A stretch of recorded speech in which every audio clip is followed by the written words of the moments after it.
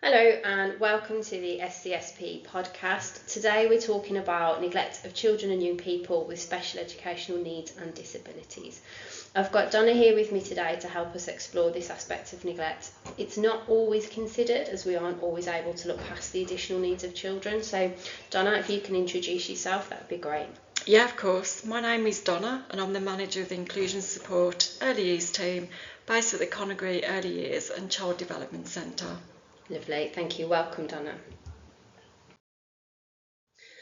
Before we get into this topic, I just wanted to give a reminder of the definition of neglect in the UK, and this is taken from Working Together 23. So it's the persistent failure to meet a child's basic physical and/or psychological needs, likely to result in serious impairment of the child's health or development. It may involve the parent or carer failing to provide adequate food, shelter and clothing to protect a child from physical and emotional harm or danger, the failure to ensure access to appropriate medical care or treatment or provide suitable education. And it may also include the neglect of or unresponsiveness to a child's basic emotional needs.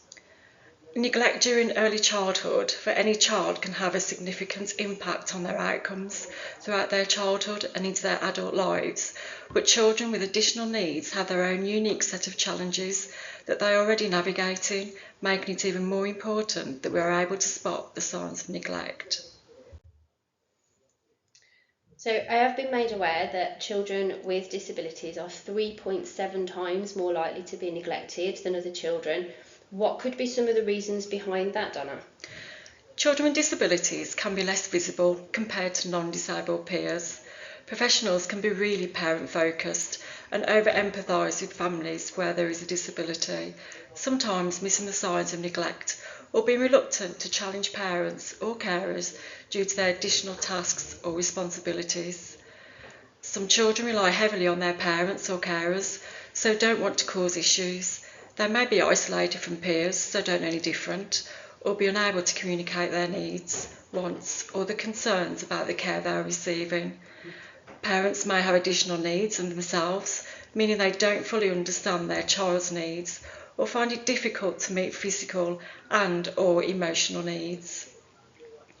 They may feel really disconnected to their child. Some parents grieve for the healthy baby they thought they were going to have, and find it hard to form attachments with a child with additional needs. This might be especially apparent if the child is unable to show or communicate affection, or if they spit, hit or bite. This could lead to parents being less interested or enthused about meeting the needs of the child or encouraging their development, or they may develop a resentment towards the child. Parenting carers often lack the knowledge to appropriately care for children with significant needs. Despite training, they might be offered this information might be difficult to retain, especially if there is a lot to learn or if the parent is feeling really overwhelmed already. And of course, the more complex the care needs, the higher the risks, meaning that human errors can be fatal. The parent might just be scared or exhausted, especially if they have a small or no support network of family or friends around them that understand their child's needs and can offer the parents a break. Thank you for that, Donna. That's really interesting and insightful into what kind of some of our parents and carers might be facing. So just a reminder then to all professionals working with children with special educational needs or disabilities to always consider neglect and ensure that the child's needs are being met, where you can explore those in partnership with other professionals before making assumptions, especially those that have more knowledge and understanding of the needs of the child or their family. Absolutely. Parents are often not neglecting their child intentionally, but it is instead due to them being overwhelmed and burnt out, but the impact on the child is the same. So it is important that we act with empathy and really embody the STAR partnership practice model of being trauma-informed, strength-based and building good relationships with both the parents, carers and the children and young people too. That way we can intervene and offer the right support earlier. Absolutely. It's really important to point out that for some families, what may seem like neglect from parents and carers might be something that is out of their hands, such as availability of appointments, availability of specialist resources or equipment or adaptations, and maybe even respite care. Of course, it is still important we are curious about these things. There is maybe some support we can offer as professionals in moving things forward for the child. Absolutely. So, despite children with additional needs being almost 4 times more likely to be neglected, nationally they are less likely to be on child protection plans. Any thoughts on why that might be? So professionals may not fully understand the needs of the child and therefore can assume that where they are at is a part of their additional needs or disability rather than neglectful care, or they may be focused on the disability and miss signs of neglect. There might be a large number of professionals involved in making it hard for the child to know who to trust to disclose any concerns they have. Despite this, there can be a lack of information sharing amongst professionals, often because they are unaware of whom else is involved with the family, or just having generic email details rather than contacts for specific professionals involved. Professionals can also miss behaviours that might normally set off alarm bells, such as self-harming, acting out, being withdrawn as part of their additional need rather than an indication of abuse or neglect. And of course, professionals can be overly optimistic about the promises made by parents or carers for improvements to be made, often not checking these out with other professionals, the child, or through their own observations. Thank you for that. That's really interesting. So, just so that we're really clear, then, what are some of the short-term impacts of neglect on children and young people? So those can be missed medications, mismanagement of medications, or missed medical reviews can lead to serious health concerns or even death in the most extreme cases. Lack of physical therapies, either through missed appointments or plans not being followed at home, can lead to a deterioration of mobility and ability, or mean that the child is restricted from meeting their potential for movement and independence. Some parents also refuse to use specialist equipment for a range of reasons, including not wanting their child singled out as different, or they don't understand the benefit of them. Lack of appropriate stimulation can impair the development of speech or other communication skills, create delays with both gross motor skills and fine motor skills that the child has potential to develop, restricting learning and the ability to navigate through life without high levels of assistance. Delays with emotional development or displays of extreme behaviours such as aggressive behaviours, increased anxiety or difficulties forming attachments or building relationships with others due to neglect can often be overlooked as an outcome of their additional needs. These can lead to difficulties building friendships, trusting adults around them, leading to a lack of support networks or a delay in professional support being offered. Gosh, there's a lot going on for them then. So, what about long-term impacts that might follow that child through into their adulthood? So a big one is increased dependency either on their parents, carers, or on a professional carers later in life, beyond where this needs to be due to not developing important life skills of their own throughout their childhood and adolescence. We might also see social isolation as the person hasn't been encouraged to participate in activities or groups, or their communication skills may be stunted due to a lack of support in this area. We might see an underachievement in education due to poor attendance or a lack of encouragement and support. This could lead to lower employment attainment or total unemployment, even when the person would be capable of working. All of this can obviously lead to long-term mental health concerns such as depression, anxiety, low self-esteem or self-worth. Wow, so quite a lot. So it sounds like there's a lot for us to consider there. What sorts of things can we all look out for? What sorts of things might professional actually see where neglect is present?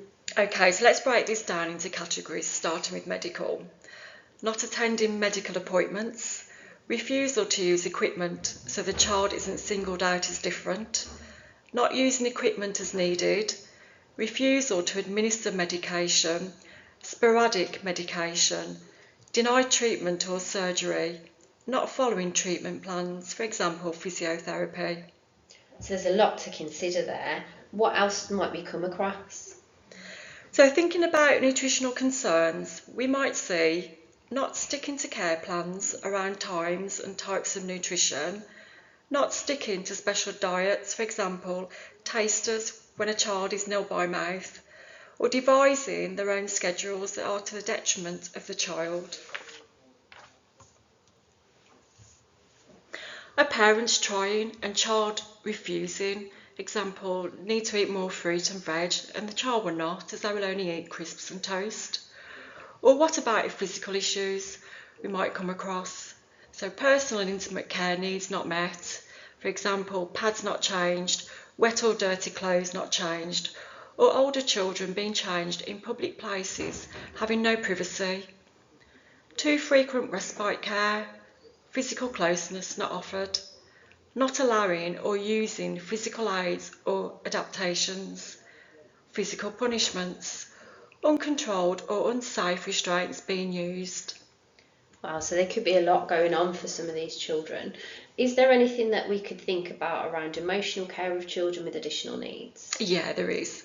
Abandonment, for example, with other family, respite or even alone, harsher punishments, degrading comments, talking about the child in front of them, not accepting the child, completing personal care in front of others in an open space, not using their preferred communication methods or communicating at all, not providing stimulation, opportunity to supply, learn or develop, a child in a wheelchair not being talked to, but conversations happening around them.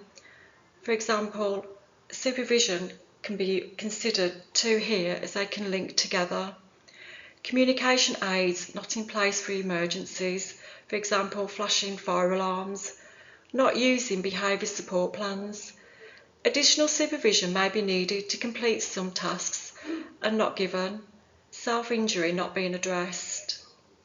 I think it's really important as well to consider the educational needs and potential educational neglect for children with additional needs. Of course, some things to look out for might be lots of days off school, especially unexplained ones, regularly being late for school, parents' lack of interest in education, such as not attending events or parents' evenings, or not supporting additional support that the child may need. So there's a lot that we can kind of think about, a lot that we might be able to see as professionals. What is it that we might be able to do to support vulnerable children and young people? So we can observe, we need to look out for any changes to routine, presentation, standards of care, behaviour, and question them. We need to actively communicate with children with disabilities or additional needs, using their preferred methods of communication. If we aren't able to, then we need to use other professionals around the child that are more able to communicate with them. Work with families rather than doing to them. Build relationships, offer empathy and understanding. Build plans with them and work together to find support pathways and services that best meet their needs. Ask yourself what else could be going on and think the unthinkable. Examine information closely and reassess our theories, rather than looking just at the information that fits with what we might be thinking. Use your one-to-ones or supervisions to help you to really explore this situation and think about the information you have and the impact of the child's lived experiences on them both in the short and long term.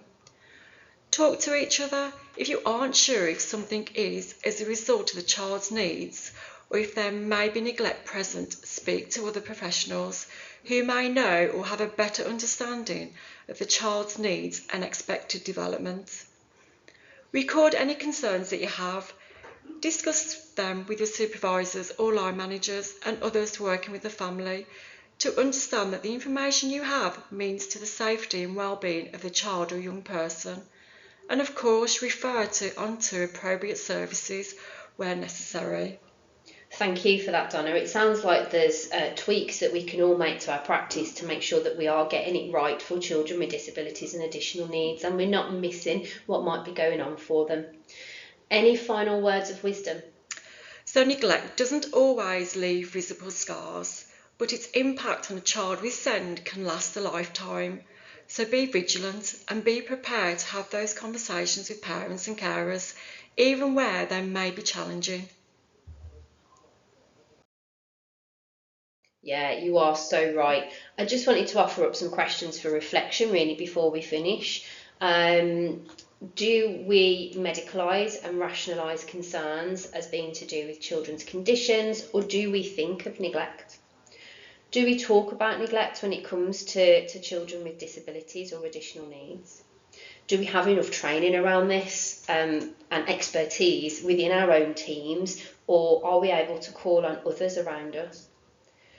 Is attendance at education settings low due to appointments, or is there something else going on? And how can we think about this to triangulate those concerns? And maybe do we have context to consider around parents that are struggling?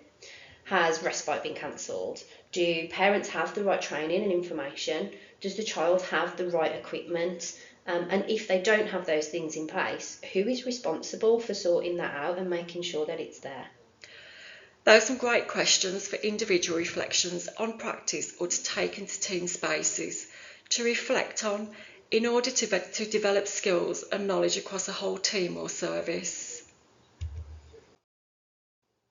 Thank you, Donna, and thank you to everybody taking time to kind of listen to this podcast. I hope that you've been able to take something away from it that can support any tweaks in your practice. There are some links in the description to a child safeguarding practice review for a child with additional needs and disabilities for any further reading that you might find useful.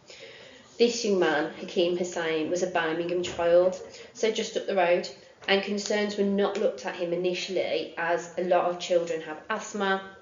Child D from Blackburn and Darwin had significant and complex health needs that were not met, and child L from Newham was trapped under a profile in bed. I've also popped our email address in the description, so if you've got any thoughts, any questions, or any kind of suggestions for future podcasts, please do get in touch. And again, thank you again, Donna, for taking the time to come and talk to us today. Thanks, Leanne.